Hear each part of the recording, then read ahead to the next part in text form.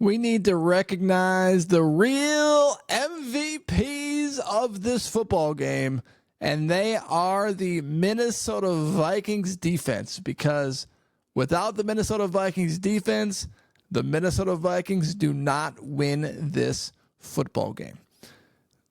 Early on, the Minnesota Vikings defense were carrying them because the Minnesota Vikings offense just seemed a touch off. A 3rd and 1, and Sam Darnold takes a long sack.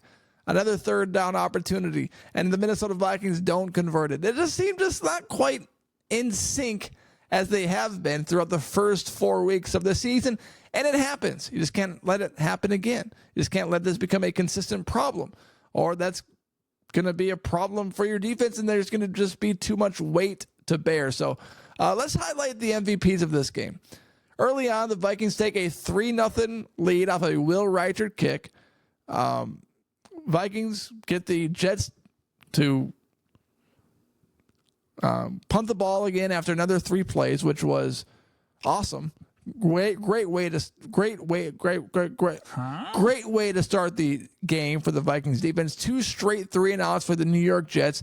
Can't put your offense in a better situation than that. Get yourself out to an early lead and do your thing. But the Minnesota Vikings offense really wasn't. The next possession, Sam Darnold pitches it to Ty Chandler, goes right through his fingers. The Jets take it, go all the way down to the Minnesota Vikings 40-yard line, and they're in business. But not until Andrew Van Ginkel did this. Quick throw. Intercepted. Van Ginkel. Down the sideline. Look at that speed. Touchdown.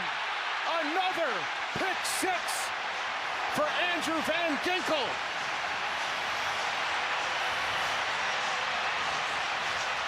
And the Vikings take a 2-score lead.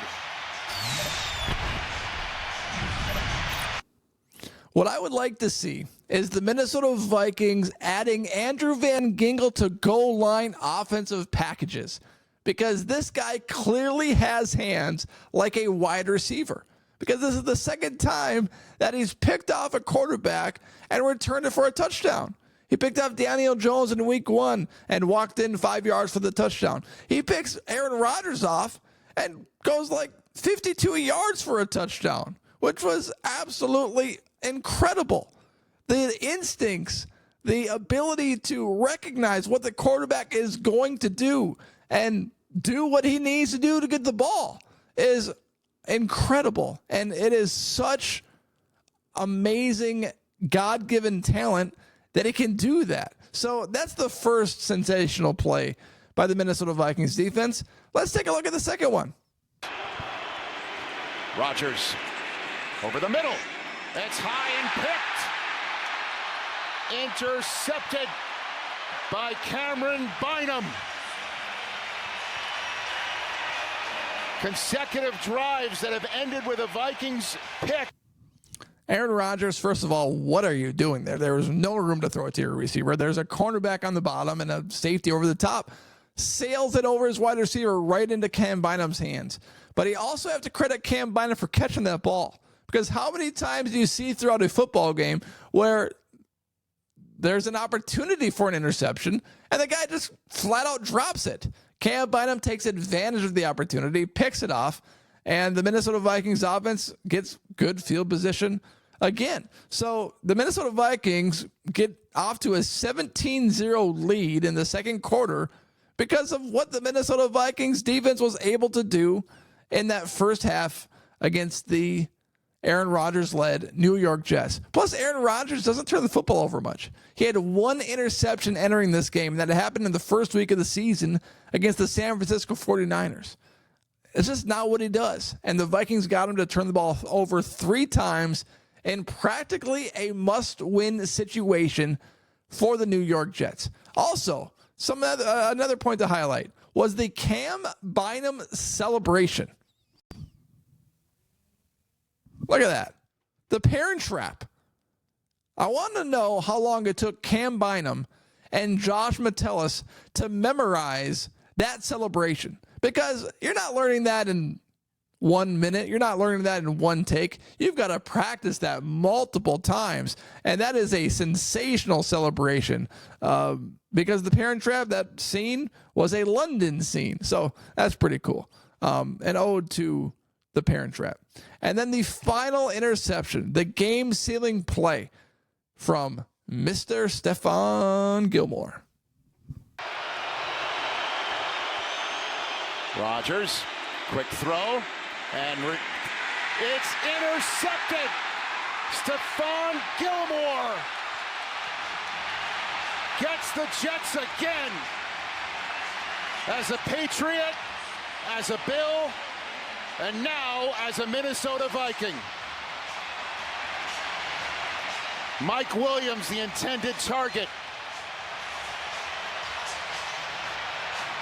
And we know that Aaron Rodgers loves to make the back shoulder throw. Been working and teaching these guys to look quickly in those situations.